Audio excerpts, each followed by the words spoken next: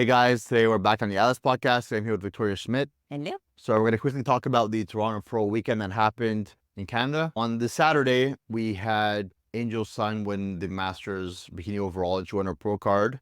And Priscilla won the Open Bikini overall and her pro card. Then on the Sunday was a pro show where we had Serena. She won the Masters Pro Bikini and then Maxine won the Open Pro Bikini. So I want to talk a little bit about Maxine because there's a lot of hype around her right now because she could be the new star in the bikini division, especially in the next year or two.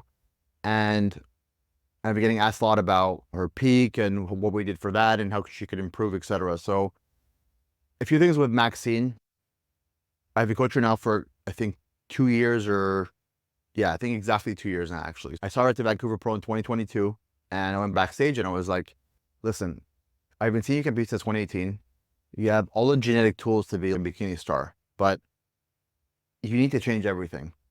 And I was talking to her about this, at Toronto after she won, and she's like, yeah, I remember that conversation, but it's true. Like, she had to change her bikini, her hair color, even her tan wasn't good. Her conditioning was way off. Like, she was coaching herself at that point. And I'm like, you have all the genetic, I could see your physique, even though your body fat isn't where it needs to be on the stage. She looked like she was like 6 to 7 weeks out, but you have everything. You just need to change even your posing. You got to change all the posing too. So we started working together right then. And our first show was last year, Toronto Pro. She came third. That was the highest position she's ever placed before. The highest position she ever placed before we started working together was 6th or 7th. Then we did Vancouver Pro a month later, and she came second to Ashley Kay. And it was kind of close. The head judge had actually Maxine winning. But now she's about 7 or 8 pounds heavier, Maxine is, and she had breast augmentation surgery, so she's a lot more symmetrical in her front pose. She looks much better than last year by a mile. So I knew she was going to come into Toronto, and I knew she was very likely going to win regardless of who showed up, unless it was a top Olympian, because I knew how good she was just physically. Like, Maxine has all the characteristics of a very high level bikini competitor. So her limbs, the lengths of her limbs match with each other. So she's very symmetrical from top to bottom. Her waist is very small. Her clavicles are very wide up top. So she can, she has a great V taper. Her glutes have crazy roundness and also density in the bottom, which is something I've never seen before. I think she has the best glute genetics of the whole pro bikini division because no one has that roundness from the outer and upper, and also the fullness on the bottom with that shape. So you can't change the shape of your glutes. Yes, you can make them rounder by and denser by training, but the genetic structure of your glutes are going to be that way. So like if you looked at Maxine when she was like just turned pro, she still had the same shape, but now it's like much rounder and just much denser, but the shape is still the same with Dory, the same with Laura Lee, the same with Ashley too. So that's really exciting because she does have all those physical attributes, but she also is extremely coachable, which makes my life really easy. So when I tell Maxine to do something, she does it right away. She writes it down, she works on it. So there's a difference between athletes that have great physical attributes, and then there are some athletes that have great, like they're very coachable, but they don't have, great genetics physically. So when you find like a star that has both together, which is basically all of the top bikini Olympians that are consistent, then that's exciting. So like all the top bikini Olympians that come in consistently good, like a Jennifer Dory, a Maureen, Ashley, those ones, that they're mentally stable because they're able to come in consistently. So if you have an athlete that's kind of like one shoulder kind of high body fat, one shoulder, they nail it, one shoulder off, like 2 shoulders in a row, they're great. Then it's just like, they're either a hard athlete to coach or they get in their mind too much and they don't know how to bring in a consistent shape, right? We don't really see that with Jen. We don't really see that with, a lot of these other top girls. With Maxine, she's really easy to coach because she just listens to everything I tell her to do. And I don't have to repeat myself 20 times. If I tell her to fix this pose or send me a video next hour or increase the food this day, everything is done very promptly and her response times are very quick. I don't have to wait. Let's say I ask her to do something for me or I ask her a question. I don't have to wait 3 days to get a response from her or an update, which makes my life a lot easier because we can consistently be working together and making improvements quickly, especially when we have 2 shows back to back. I have some athletes obviously where they'll send me a check-in, I'll ask them a bunch of questions and then they'll reply back to me 30 hours later when we're 3 days out from the show. We need constant communication, especially in peak week, to be able to nail things. So at the Toronto Pro, when Maxine came out on stage and she did her initial comparison with the other girls, before even her routine, I know it was already game over because I can see very clearly that she was a league above everyone else in that show. I told her, listen, before her routine, I'm like, listen, go on the stage, do your routine like you already won, because you did. There's no one even close to you on the stage right now. And you need to go and bring confidence, bring everything that you've learned and all the hard work, put that into your routine and make sure that you really kill it on the stage because you're going to win this show. Once prejudging was done, I confirmed again that she won the show because it wasn't even between first and second, it wasn't close. She was still a league above everyone else in that show. And I told her, I'm like, listen, if you guys know, first of all, if you've been at a show with me before and I've coached you at a show, you'll know, like, immediately after you're off stage, I'll tell you the things that I need to improve on or you need to improve on or both. And what I did with Maxine is like, look, you won, but we need to fix this for finals. I want to make you better. We need to work on this. You can change this. I took videos of the stage. I'm like, look how you looked here. I don't like this pose you did here on the sidelines. Here you could keep your stomach it better. The transition I didn't like, just all things like that. So we got to work right away. And I was trying to determine if she was a little bit watery or a little bit flat because those two things typically have a very similar look. So a bikini athlete can look watery and they can look flat at the same time. So let's say she was flat, right? What would I have to do? I have to increase her water, maybe her sodium, maybe her food intake, you know? And if she was watery, then I would probably need to reduce her water and probably not feed her any food, depending. So if I thought she was flat and I depleted her more, then that would make her more flat and make her look worse. But if I thought she was watery and I fed her, you know, and then I increased her water intake and everything too, and increase her sodium, then that can make her look worse. So you got to really be sure when you're making this decision. And I brought her outside after finals to really see her in the sunlight and took like 2-3 minutes just to really like watch her walk, look at her posing. And I made the call that she was definitely a little bit watery. Also, what helps a coach determine that will be an athlete's weight. So let's say, like, you know, I know she looks best around like 182, sorry, 182, 128.2 to like 128.4. And after prejudging, she was like 129.2. So I know she wasn't on the flat side and she's a little on the watery side. So I just depleted her and made her take a nap until finals. And on finals, I believe she did look better. Becky did say that Maxine was flawless, not change everything. So her conditioning was perfect. The look was perfect. Hair, suit, presentation, don't change nothing. So that's always great feedback. But as a coach, there's still things that you can fix even if you're perfect or the athlete's perfect. It doesn't mean getting 5 pounds of muscle on their shoulders or bring them in shredded. No, but there's small details that you can definitely fix and you should be able to see regardless of if you were told that the athlete was perfect that day. I know that Maxine could work on her walk to the back. I know that she can work on holding her poses longer on stage, but I could see that she was kind of like suffering a little bit once they were putting them through the rounds, you know, and making them hold their front pose and her back pose. I can see those things on the stage because I've seen her send me a million check-ins, so I can see where she was fading. I can see that she needs to work on her pose on the sidelines because her stomach was out a little bit. There's a few things I saw that she can work on. Overall, her smile too on the stage I thought could have been much better. Like I sent her a message yesterday and I was like, look at the smile you have when they called your name when you won versus the smile you have in your presentation. Yeah. I want you to have the smile of when you won the show the entire time during your routine. And I'm like, so go into every show and imagine you already won. And if you're a top Olympian and it's easy and your routine is going to be that much better. So we got to work right away. She came home, made her send me check-ins again right away. And she's sending me check-ins of like her walk to the back every single day that we need to work on and a few other things that we're going to fix. But next week, the plan is that we're going to get in front of Sandy. She hasn't been in front of Sandy since 2018. 2018 is when she won her pro card. Yeah. And I want Sandy to see her before the Olympia so I can get feedback from the head judge, obviously, of the Olympia, and that we can make small improvements before the Olympia. I don't think that she's going to receive a lot of feedback of things she can change, but I do hope, regardless if she wins or comes second place, that there is something I can still work on to make her better.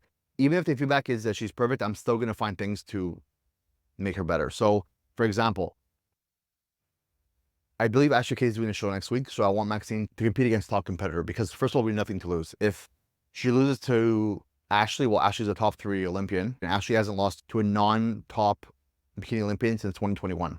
So if Maxine beats her, then it's huge statement going to Olympia.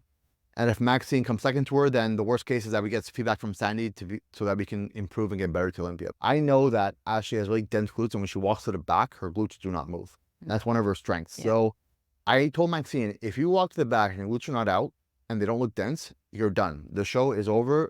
Ashley wins the show. So I'm like, This is something I'm gonna be drilling you with every single day. We got to really work on every single day to make sure that your walk to the back is impeccable so that we have a chance against Ashley. And I think that if she does that and everything else that we need to fix from Toronto, based on my opinion, not necessarily the opinion of the judges, because they said she was perfect, then I think she's gonna have a really good shot against Ashley. So there's a lot of strategy when you're trying to plan like going into Olympia and an athlete when they win. So I could have pulled her and said, no, let's break into Olympia. Let's like not push her body any harder. But I know it's going to be beneficial for her to, you know, prep for another 2 weeks and get in front of Sandy and get feedback from Sandy directly. Because I spoke to Sandy, and yes, she can see pictures online, but it is different when you see the athlete in person. You see how they move, you see all these things instead of pictures. So I really want to get feedback from Sandy before the Olympia. Tyler and Attila already saw Maxine last year at Toronto Pro, and they said that, I remember Attila came backstage and she was like, wow, you're going to be really good. Just add a bit more fullness, a bit more density, and you have like everything. So Tyler and Attila already saw her. Becky obviously just saw her and said she was perfect, but now I need Sandy to see her. And then we have the full crew basically of the top Olympia judges seeing her and then giving me their accurate feedback so I can make the changes for the Olympia. Let's say do the same thing with Issa Bashini, do the same thing when I was coaching Jen, the same thing when I was coaching Laura Lee. Like, you got to get the feedback from all the top Olympian judges and then make an assessment of what you need to do to make them all happy at the Olympia. You know, because they're usually on the same, they usually have a lot of the same opinion, but some judges will give you a slightly different opinion on their physique versus the other one, and you got to find a happy medium so you make them all happy, and that's the coach's job. So that's the plan for Maxine. Then we're going to shut it down until the Olympia. Well, I mean, she's still going to be prepping. She can cruise in on that. Yeah, that's what I was talking about with Victoria before. It's like dropping her down and getting her to like her stage weight. I had to put her on like 1,000 calories for like a couple weeks to get her down. And then the second she flies, right, she like loses 4 pounds, and I have to feed her 5,000 calories all of peak week, increase her sodium, increase her water intake, just eat hamburgers and French fries every day. And it sucks because when that happens, it's not fun, because first of all, the athlete's going from eating nothing to eating tons of food, and it's fun the first day. And then when you wake up and you're already full and you still got to pound more food in your body, it's not a fun feeling. You feel like groggy, you feel bloated, you feel like it's a shitty feeling, because when you're starving, you want tons of food. And then when you have to force feed yourself, you want no food. So she was having that experience. And if that doesn't happen again, it happened last year at Toronto too, same thing. I don't know what happens when she flies, she just loses tons of water weight. And I made her increase her water by 50% when she was flying, increase her sodium too, try to hold on to the water, and still just, she landed here at 1 o'clock in the morning, and she was at her morning fasted weight when she went to bed. And I was like, fuck, because I knew what that meant. That means I got to increase her fast a ton to try to slow down her metabolism, keep increasing her water, her sodium, and just like her body just becomes a furnace, and there's just nothing you can do. You stop any PDs that the athlete's on that's like burning fat. So any anti-estrogens, any clenbuterol, any T3 or anything, she's not on that. But I'm just saying, like, you got to stop all that immediately to make sure that you're not pushing the metabolism, you know, being faster than it needs to be. And that's what we did, and still her body was just taking everything in. And what happens when an athlete needs to consume all that food is that their waist is going to get a little bit more bloated, and it's going to expand a little bit. So if an athlete's eating like 1,000 calories a day, and their waist is typically going to be very small, they're going to have great ab control. If you go from eating 1,000 calories a day to eating 5,000 calories a day, suddenly you're going to have a lot harder time holding your waist in. Your waist is going to expand. So if we don't have to do that for this show coming up, her waist is going to be 30% smaller, because I've seen her waist be non-existent, like literally Issa Bashini size waist. At Toronto Pro, her waist wasn't big, but it was bigger than I wanted it to be. But there's nothing I could have done, because if I reduced the food, she would have went on stage at 120 pounds. It would have been scrawny and skinny. And so it's like, I had no choice to do that, but that was the result. So if somehow we can keep her metabolism slower and not feed her that much food going to the show, and she doesn't lose all that weight while traveling, then it's going to be much easier. So yeah, it's exciting, because the thing with Maxine is she's very coachable. So she listens to everything I tell her to do. So she tells me how she feels. Whenever I tell her we need to work on something, she writes down. She has lists of everything I told her to do. Like yesterday, I went through all the things we need to work on for this show with her. Well, actually 2 days ago. And then I'm like, write me a list of everything I just told you and everything what I told you from the show. And she sent me a list within 5 minutes. She's like, all right, I already have it done. And it was like posing fixes, what I wanted to fix with her makeup too. I thought her eyes weren't as dark as they needed to be on the stage. So she needed, like, I don't know these terms, but she needed darker eyelids or whatever. Eyelids, eyelash? No, eyelids. They were too light. Yeah, they needed to be like a little bit darker, like shadowy or some shit. Just shadowy. She needs shadowy eyes for the next fucking show. Okay, write that down, Maxine. So she wrote that down, and then I've been making her send me in videos every day of her walk to the back, which she needs to perfect to have a chance to beat Ashley, and also holding her poses. So there's a bunch of things we need to fix that I didn't get feedback from the judges, but things that I know is on the stage that she needs to fix. So it's exciting coaching her because she has all the physical attributes.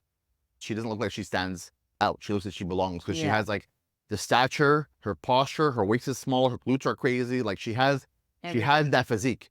But also what's fun is that she's so coachable because she just listens and she does exactly what I told her to do. Like I know she's doing exactly what I told her to do every single day. And it's just, what that does for me is I know the result of what I'm telling her to do because she's doing it. So if you have an athlete and they're, you know, kind of a little bit off with their diet and they're like eating a few things here and there, and, you know, they're not being consistent with their pose, and like there's a lot of things where I'm telling them to do and they're not doing it. And then I don't get the proper feedback from their check-in based off of their look. So it's not a good channel of communication back and forth based off of their appearance. If I think an athlete is doing something and then I see the result of what I think that they're doing based off their check-in, then there's not a good communication channel. But I know if athletes like Maxine, Issa, those great ones, and a lot of other ones, obviously, that whatever I'm telling you to do, it's exactly what I tell them to do.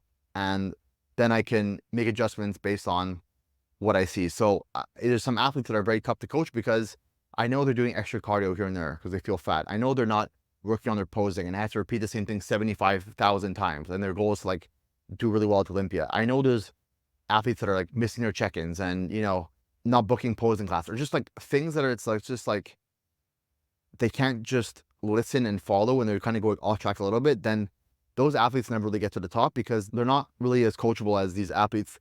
Those athletes that I have those issues with, first of all, they don't have the genetics of like someone like Maxine or Issa or Jen or Laura Lee. And then they're also harder to coach. So it's like you're at a huge disadvantage. Yeah. At least like if an athlete has amazing genetics, let's say you have like a Jen, Laura Lee, Maxine, Ashley, whatever, Issa, and you're not coachable, are you going to get to the top? Maybe. We've seen this before, but they're not consistent. So they bounce up and down, you know, fifth, second, third, one shoulder look good, one shoulder look this. It's like, those are the athletes at the top level that are a lot harder to coach because they're doing things that they're not like listening to the coach. They're all in their head. Those are the ones that are harder to coach and have a lot of problems being consistently at the top. And, you know, trying to win the Olympia, but it's a lot more difficult for them because they're not as, I don't want to use the word mentally stable, but like just mentally consistent and easy to coach as the other one. So like coaching Jennifer Dory, that was like the easiest thing in my life because it's like, she's smart. She listens to everything I tell her to do. I know she's not like pushing back. She's just like listening and work together as a team. Issa, same thing. Maxine, same thing. India, same thing. It's so simple. So when you have athletes that have like great genetics potential, this is the coach's worst nightmare, is when you have an athlete that has like great genetics physically, but they're mentally, they're not there and they don't listen. You got to repeat the same thing 75 times. They're, you know, hey, why are you not working on your posing? Hey, I just told you this yesterday and the day before about your front pose. Why is it still the same? Like if you tell the athlete the same posing critique 5 times in a row for a check-in and they didn't fix it, it's because they're not practicing. Like you literally send them an example, saying a video example of exactly what they need to change, circle things, and then they think that just setting a check-in for 2 minutes is their posing practice. No, you got to work on it. Like you got to do your homework, you got to study it, you got to redo it and build a habit, right? Over and over again. When you have these athletes that are really easy to coach and they care as much as you as a coach, that's another thing. When a coach cares more than the athlete, it's very frustrating. It's like, you have so much potential, but I care more than you about your own success. And those athletes can turn pro and stuff too, but they're not going to be top Olympian because you got to pour everything into it and care more than your coach even for your success. For sure. Yeah. So I think that covers basically the Maxine thing. So, but just not even Maxine in general, but just overall, like the coaching aspect of why Maxine has such great potential because of all the attributes that she has physically and mentally. And those are things that if you're kind of like lacking there, then you should definitely work on if you want to be a better athlete than you can be, is being coachable and listening to the coach. When they tell you to fix the posing, work on it right away. Don't just delay it and forget and they have to remind you again and again. Don't go off your plan and lie. If you do something off the plan, tell them so that we know what you did. Don't try to fix it the next day. And if I'm telling you to do something and I think you did it and you didn't confirm whether you did it or you didn't, you send me a check-in, I assume you did it, right? So then I'm gonna help you. So I think we'll get into a few questions now that you guys asked us last week. And the first question was, I believe, so workout frequency for natural athletes, and is it good or bad to train 7 out of 7 days a week? I think natural or enhanced is pretty much the same thing for training. So I think it depends. Are you gonna make a girl that's natural train harder or more often than a girl that's enhanced? No. So it first of all depends on genetics. Even some top level bodybuilders, some prefer, like Jay Cutler prefers like volume training where it's like you're in the gym 2-3 hours a day, and some bodybuilders like Dorian A prefer to train 45 minutes 4 times a week. So depends on the feel of your body. I typically think that bikini athletes do really good with high volume training, and that's what most of the top bikini Olympians done. And that's how I treat most of my athletes, unless they really can't do that. What that means is they're doing about 5 to 7 exercises a training session with 3 to 4 working sets per exercise. Lasts about like an hour 30. Yeah, an hour and a half. You're not going around talking to everyone at the gym. Yeah. So, and you're pushing yourself really hard. If you're on PDs, you're going to be able to recover easier, right? Because that's one of the benefits of taking PDs. And if you're natural, I mean, you're going to have a harder time recovering from all that workload. I have some athletes where they're like, listen, I cannot train more than 5 times a week. I am burnt after 5 days a week. I'm pushing myself in the gym. I cannot physically do it. And my workouts are suffering from training more than 5 days a week. Then I take that into consideration, and then I'll reduce your training to 5 days a week. Some athletes love to train 7 days a week, like Issa Vashini, but I say, no, you're not allowed. Or like Valerie Cord wants to train 7 days a week. No, you can't, because you need at least one, you need to force yourself to take at least one like active rest day a week to just let your body recover, even if you feel like you can Active push rest through it. day or full rest day? Active rest day is like walking around and stuff too. Just doing your These thing. people that can train 7 days a week, they're active people. Yeah, they're not No, like, but like by active, you're not saying go for a 30-minute walk outside. No. Like just do your day-to-day life. yeah, like you're not like just sitting around sleeping all day. Yeah. Take like at least one rest day a week, train like 6 days a week maximum, and then take one day like off, even if you don't want to. But I think the good range of training is 5 to 6 days a week for basically every athlete. And I think less than that is not really good enough volume, unless you're an athlete where, let's say, like your upper body is too big and you're going to train your lower body. So then you might be able to get, let's say your quads is too big, your shoulders, your back, your delts, your arms are too big, and all you can train is hams and glutes. Then you probably reduce your training to like 4 days a week, because there's not that many body parts you can train. So I have some athletes training 4 days a week with those issues. But besides that, I think training 7 days a week isn't ideal either. Nice. But 5 to 6 is a good point. So you will recover better and gain muscle easier, obviously, on PDs. But would I change the training for a natural athlete? I mean, not necessarily, unless they give me feedback that they can't train, 6 days a week. Then I'll reduce down to 5. So, and then if they say I can't train more than 4 days a week, then I'm like, send me more training videos, because I don't know how hard you're training, because it's kind of weird. Like, how bad is your recovery where you can't train more than 4 days a week? On the person's job, let's say if they work in an office. Yeah, so if their job, they have like an active job, let's say they're like a nurse on their feet, like 12, 14 hours a day. Makes a difference than someone working on the. That is very true. So that goes into another question that was asked, is like, do you track your clients' steps per day? You don't know? Do you track? Depends. So typically no. Cardio, but steps. Yeah, the cardio I'll track, obviously how many calories you're burning a day, specifically on which machines. But the steps I'll track if an athlete is burning so many, like a Valerie Cord. I had to track her steps every day because she likes to walk 20, 30,000 steps a day. And she's eating like 6,000 calories a day. So it's like, listen, we got to reduce calorie output by some way, because you're already not doing cardio. You're training 1 hour a day. Where else are you burning calories? And she's like, well, I'm walking 20, 30 steps a day. Well, I'm like, well, that's going to burn a lot of freaking calories. So it's like, she's like, yeah, but it's easy. It takes me like 1 hour to walk like 15,000 steps or whatever. Because her legs are long. Yeah. So she's like walking so fast. I don't know. So I'm like, we got to reduce it to like 5,000 to 7,000 steps a day. Like, that's when you need to really track it. She likes to explore these cities and like walk all around New York and stuff too. And I told her it's fun, but I'm like, where does she live again? She lives in Russia. But I was like, the next shows you're doing are going to be in boring cities where like, no, but that was just, she was walking around everywhere. Every day. But let's say like in Russia. She walks a lot. Yeah. Like, but I made a joke and I was like, because she went to like I think like Nevada. She went to Vegas. She went to like New York Pro. And then she did like another show. And I was like, next shows are going to be boring cities. So you have nothing to do when you stay home in your hotel and don't move. But yeah, so that's when I would track the steps when their athlete is really eating a ton of food. Yeah. And their cardio is already low and they can't really get that food in anymore because they're like, I'm full. Well, it's like, well, then I want to reduce the food volume as well, but let's see where you're burning calories so that we can keep your body fat where it needs to be and you don't get too lean, So let's see the next question. How should an athlete prepare for posing class, and how often should athletes practice for posing? each one? Well, if we're talking about preparation, it's pretty much the same thing as just sending your check-ins. Like in preparation, you place your tripod and then you have your heels on, your suit, bikini, or underwear, just like in your check-ins with good light. I don't need like crazy fancy lights, just like good natural light or a ring light.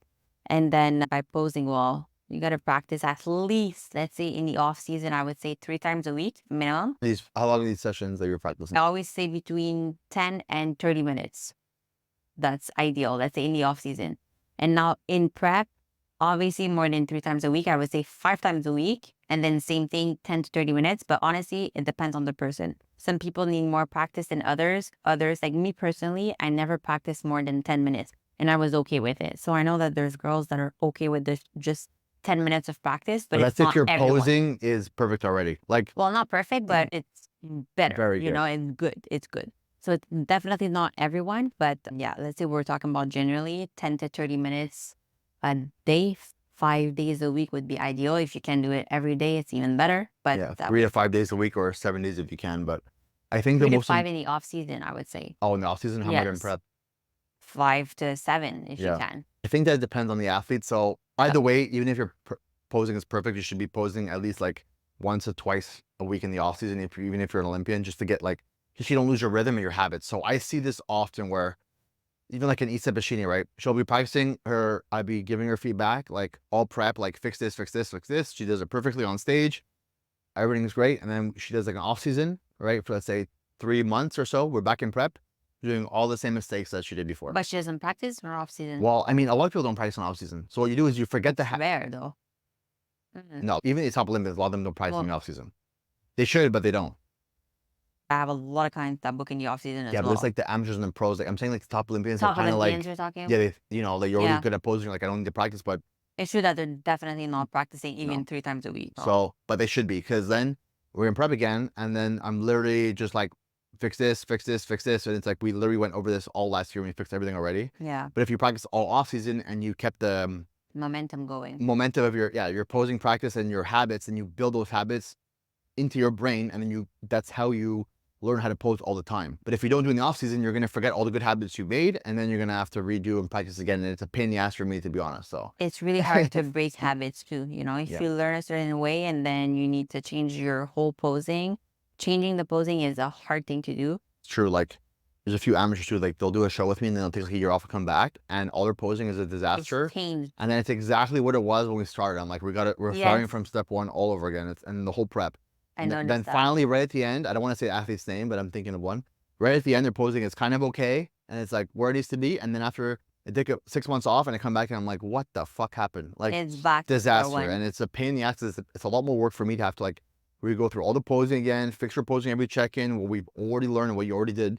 Then if you actually just practice in the off season and Yeah. kept those habits, because then your posing would just be good all the time, and you can keep that, and you keep improving your posing. But if you have to restart every single prep from square one, how is your posing going to get better or even more advanced than where it needs to be if you're restarting every single prep, right? It doesn't make any sense. So you Yeah. want to keep improving your posing, your presentation, how your front, your back pose looks, your angling, everything too. So if you can practice that and be good in the off season, and then when you start prep, I mean, way easier. but you've retained all of the information and the posing experience that you learned during prep. Yeah. Then during prep, you'll be able to do more advanced things. So that's really an important aspect, is to not lose your good habits that you learned during prep in the off season, and still review the videos, review the feedback that I've sent you during your preps, make lists and write notes down. Like, I don't know what's so complicated about that. Like when I tell her, you got to work on your back pose, go look up this video of this athlete. I think this athlete's back pose look perfect for your physique. Go look this up. She writes this down. Then when she's going to practice, okay, I got to fix this. Okay, my shoulder's too much in the front. Okay, my glutes, I need to twist my hips a little bit to the left in my back pose and lean on my right leg. Like, write these things down, so when you're practicing, you know what to practice, and then look at pictures again. If you're just like, looking in the mirror and going front, back pose, and you're not recording yourself, then how are you ever going to learn anything? So read the feedback I tell you, write it down, and practice exactly that, and then make it better next check-in, and then you keep improving. It's like anything. That's why with the academy that I have is very beneficial for the girls to keep on progressing, because all my feedbacks are written down, And they're so forced to like send you the videos all the time. forced to send me 2 check-ins a week. They're not forced, obviously. They force themselves to do Yeah. it because they pay, so they want to have the full experience of it. And I send the feedbacks written down twice a week. So they have no choice to look at my feedbacks to send next feedback so that they correct what I send, you know? So it's a very, very good way to improve in a quick time. And I know posing is difficult, and a lot of people think that posing is like comfortable. So it's like you're in your front pose and it feels good. It's like it probably doesn't look great on stage. I've had a lot of athletes, well, most girls, it's like it feels very uncomfortable. Like in your back pose, you naturally feel like you're centered, but your hips are turned to the right and you're leaning too much on your left leg. So you literally need to like tilt your hips to the left and lean on your right leg. And that's how you look centered, but it feels weird. It feels So weird. you're like on stage and you like feel like you're all crooked, but it looks good. To do on your own. This is It's impossible. to do on your own. It's hard to like practice. And then let's say like you think you're going to be on stage when you're nervous and then be in a pose and feel all crooked and then look good. No, you're probably going to go back to your old thing that you're doing where you feel like you're centered and it looks way off. So if you're practicing the habits and you're burning them into your brain over and over again, you're going to know like, okay, this feeling of my back pose is exactly how James and Victoria want it, where my glutes are perfectly angled to the judge, my shoulders are perfectly even, right, and parallel, and this is what the judge want to see. So if you're just practicing once a week when you're setting your check-in for 5 minutes, you're never going to build the habits to improve your posing, and you're going to make the same mistakes on the stage. And what annoys me the most when athletes like, oh, I'll learn on the stage, I'll practice on the stage. What are you talking about? You're on the stage for 10 minutes. That's not a time to practice. That's the time to show the final product. No, the best is like an athlete that told me I'm going to practice the day of the show. I'm going to start dieting the day of the show too. I'm like, what? Yeah, I don't like last minute things. And I don't like bringing athletes on stage where they're so over prepared that they just like no one else is even. You don't think, and no one else is even close to them. Judges are like, yeah, this girl looks like a pro compared to all the amateurs. And that's what I like. I stayed there. I did my front pose. I didn't move. Everyone was struggling around me. I was there. I hold my pose. You know, and you see in the videos too, when you're like, someone's recording on the stage, you're like, wow, like, look, I'm like in the middle, like I'm not moving. Everyone else is like, stand out. Yeah, you stand out. And that's really important because you're over prepared. I don't like people that under prepare and hope for the best on the show day. That drives me freaking nuts. And that's not how you're gonna get anywhere in a sport anyways. And you're wasting your time and my time too. So I'll answer a couple more questions. Main goals for Team Alice in the future. So obviously, I want to keep expanding my business, keep growing. I need to find a way to clone myself and be able to do tasks that I can't give anyone else to do. So like, I was explaining to Victoria, like, I'm so fucking tired from like June until October, because what happens is I travel every single week almost, except for like 2. I travel like 39 weeks in a year, and it's exhausting mentally and physically. And what happens is I travel from, let's say, Wednesday to Sunday or Thursday to Sunday, depending on the shows. And then I got to do all these online check-ins while I'm checking the athletes at the show. So I have 8 to 20 athletes competing every single weekend until October. So I have to check all the athletes in person, and then I got to do all that check-ins online. And then I have all these other like little tasks that I write down that I got to do when I come back. So I get back on the Sunday and I'm like completely exhausted. I just came back off a plane and I'm talking to the athletes that just competed, right? And I'm giving them feedback and reverse diets and telling them what we need to do for the next show and planning, while I'm also doing the other check-ins that I need to catch up on that I didn't do. So this is my cycle. So I get back Sunday, and then I try to like get all the pictures organized for the athletes, try to plan their next show, talk to them, reverse diet, do the check-ins that I miss on either Friday or Saturday from my online clients. And then I come home Sunday night, I work till like 3 or 4, let's say I get home at like 7 from the plane. I do all my tasks that I need to do at my house, and then I do all the other Team Alice tasks. I have like a huge list when I come back. Monday is the craziest check-in day online. So I have like 70 check-ins on Monday, and then I still got to catch up from all the stuff that I didn't do the weekend and all the other new tasks. Like, okay, I got to update this document. I got to make this posing video because we need to work on angling. I have like 20 things I got to do, minimum. Tuesday is another crazy check-in day. Then Wednesday I'm packing again, and then Thursday I'm trying. It's like, it's a never-ending cycle, and I'm just like tired all the time. That's a bit. So my goal is to clone myself, or find a way to clone myself. I don't know how yet. I've been thinking about it. So I can do like tasks, not like maybe some home tasks, just like things that what are the home tasks that stupid things and lists that I need to do. Your clothes? No, that I have someone that does it. I mean, like just like, but even like just doing things like, I don't know, maybe someone like running my Instagram account or something. But I do answering messages on Instagram. It's a nightmare because it's like it's so much where I get hundreds of DMs every day. So maybe something like that, or I don't know. That would save time. Or my marketing, like maybe like some posts I make, but I like the way I market and post. So it's like it's tough to. I need to find someone or something that can really do a lot of the tasks that I am doing right now, so I can just focus on check-ins and like other major things, so I don't have to do like little tedious tasks. Even more that can, you know, delegate other of these tasks that only I can do to someone else. So right now I'm only doing things that I can do, I think. So I need to clone myself or figure out a way to do that, and I need to think about it. So I don't know. Yeah. Yeah. Well, I then think when I have a Instagram girlfriend, account, it's gonna be easier because it's like when I'm at my house alone, she's gonna take care of all this stuff here. it's just like if I have to do some stupid thing around, like be like, hey, can you figure this out? But like, what do you do in your house I don't know, I that can find a list. Like, already have a cleaning lady, but you don't even eat? a lot of the home stuff, mainly like amount stuff. Like, here, let me give you. Like, let's say your Instagram account, answering messages, posting Here, look, transformations. like I gotta make widescreen and vertical videos for advertisements for these shows that keep asking me. I gotta check these flight codes and organize these seat things that I gotta do for my Expedia account. I gotta check this skin document that Izzy made for me 3 weeks ago that I worked with a dermatologist on. That's 5 pages long of the crazy information. I gotta really review it. I gotta edit those like 2 or 3 posing videos we made like 3 weeks ago of like with like Odette and the other ones. I already made them. I gotta do like voiceovers and like all these things. I have like 15,000 transformations I haven't done yet that I need to like go find the first pictures of the athletes and then put the current pictures and put the dates, which takes time. I got to go through like all of Claire's text, like she has a list of when she sends things to athletes, like 12 weeks I'll send this, 10 weeks I'll send this. I got to review all of that and organize it a little bit better. I spoke to Pam, so we got to have athletes do maybe facials or fix their eyebrows, and then we got to update the tan document with adding the UV stand-up tan like 2 weeks out, and then the Milano tan thing. Prep. Yeah. I got to add like the ice tan code that they gave me now to the tan document as well. I got to remove alpha GPC from the flying protocol. I got to work on India's transition pose. I got to add in these like toilet covers and stuff too, and like the seating pads to the tan document, that because athletes get like these marks on their bum, and I figured what it was, and now I know how to kind of resolve that with like these cushions and stuff. I gotta download image AI editing on my computer and figure out how to edit images on my computer. I gotta choose 5 pictures to edit from the photo studio with Maxine. I gotta. Okay, but these are things that you need to do once, and then once it's done, that's it. Yes. No, but these are things. And then I have to fix the loop. But how do you want to clone yourself for stuff that are not recurrent? Like, then I got to go through all the NBC News pictures of the Toronto Pro Show, which I haven't done yet, and the Canadian Physique Line Show, to look at all the pictures of like Maxine, Angel, whatever. Send it to Laurence to put it on the website. Yeah. And also like do the comparisons. I got to learn Snapseed for video editing. I feel like already here. I had to make like the reels of like Maxine and Lorena. I had to do. And then I got to, and there's like, this list goes on, there's like 100 things. And then I do, no, but then a lot of those tasks are a one-time thing. And then guess what?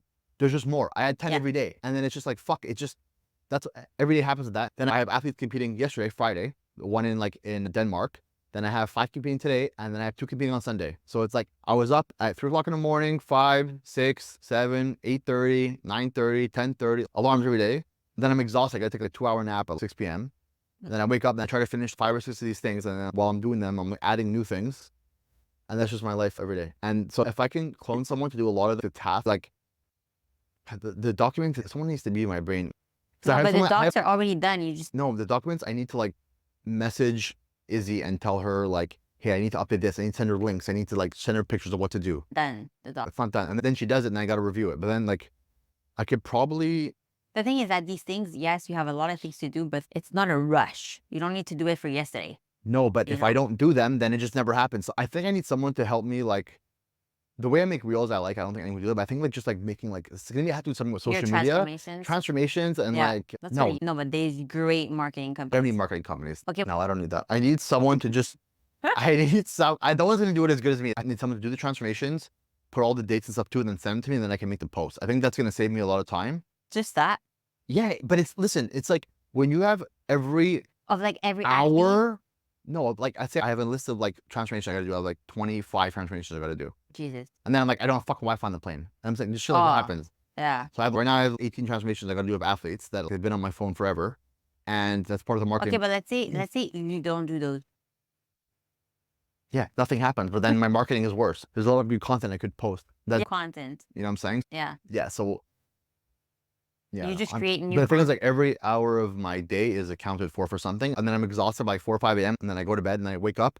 So what I do is, as of 4 weeks out, I have 2 to 4 weeks out, I have athletes start texting me on my phone. So those are for check-ins, so I can get to them really quickly.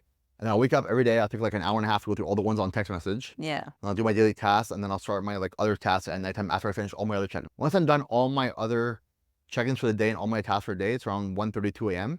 And that's when I start my other fucking things that I got to do, like the posing videos and the transformations and all the little like And then you go to accounting. I go through all my emails and like, oh, there's a thing with this for the accounting I got to do in these documents, and you you know, go to bed at what time? like 4 or 5 a.m. every day. And you wake up at what time? Today I woke up at 10:30, Yeah, but I was up every hour, so it's like whatever. Yeah.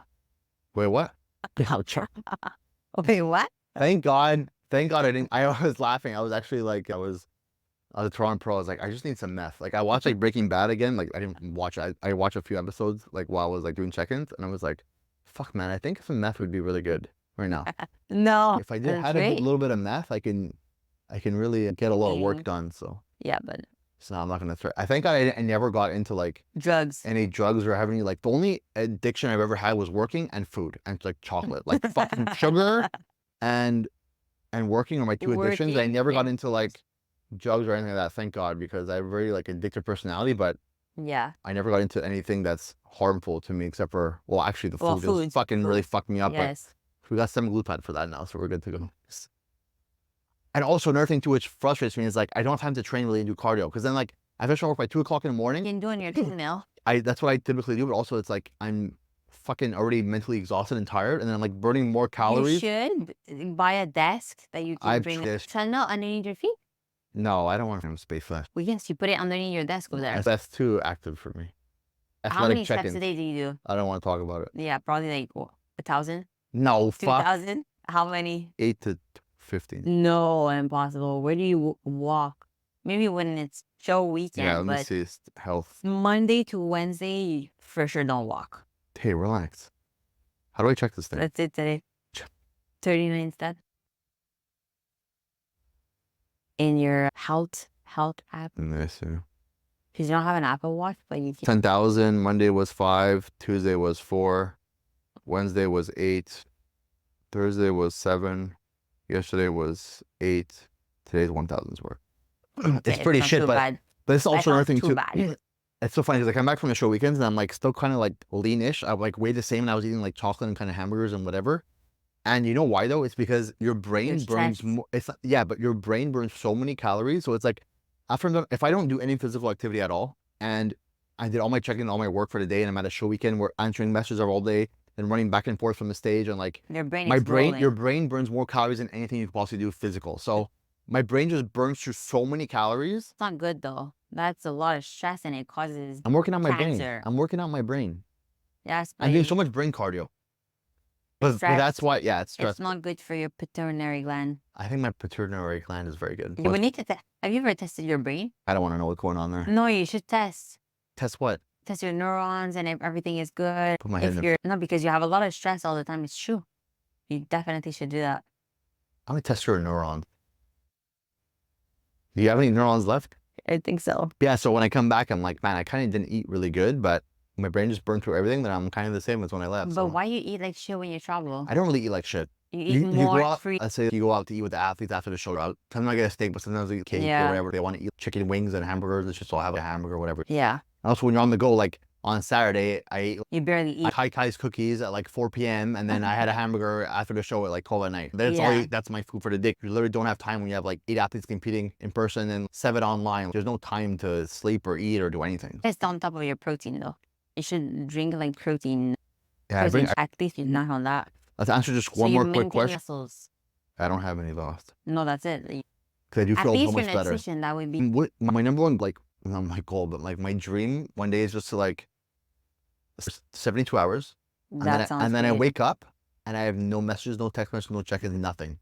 No one talked to me for 72 hours. That's my dream. That's what I dream about. People's dreams are like, oh, I want to buy this car. I want to buy the house. James's dream is just to sleep for 72 hours and not have any messages to answer. Yeah, because let's say like, oh, why don't you just take a day off? But that's not how it works for entrepreneur, because then you got to just catch up on everything you missed. the next day and then catch up on everything you missed, and then you're doing double the work the next day. So my dream is just to do the 72 hours coma, right? Yeah. Self-induced coma, and then wake up and I don't have no one texting me, no one asked me how I am, no one asked me where I was, no check-in, no questions. I'm just no Instagram DMs. You would need in the ocean. Just throw you're done. Then you're done. That's my dream. Yeah, but I was like at these shows on Sunday, I'm like, wish I could do this, but I'm like, yeah, I can't. Now that you're talking about it and like you talk about your schedule, it's draining. Yeah, Maxine was with me from Monday till 7 days from Toronto, and she's like, she saw how much I work, and she's like, holy fuck, like that's crazy. Like if you actually spend all day and night with me, you see like there's a nonstop. And she's like, Yeah. yeah, that's crazy. Like that's ridiculous. You need to find ways to make yourself more efficient. Efficient, but the thing is, But you need to find ways still.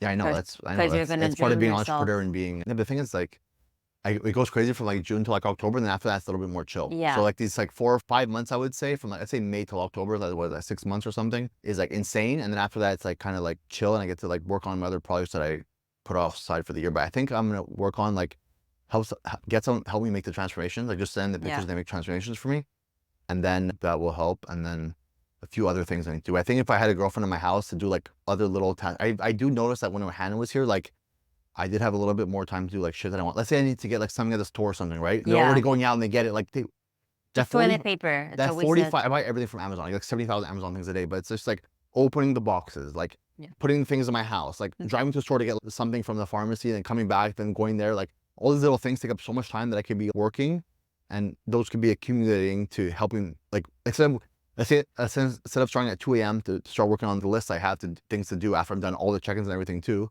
then maybe start at 1 a.m. and that's gonna make a big difference like long term. So it would be like 7 hours more a week of time I can do. And if you transfer everything and you sleep at like a decent time, like 11. I don't work that way. I've been, so they say like, oh, entrepreneurs should like go to bed at like, 9 and wake up at whatever the fuck. Humans should go to bed at night. Great.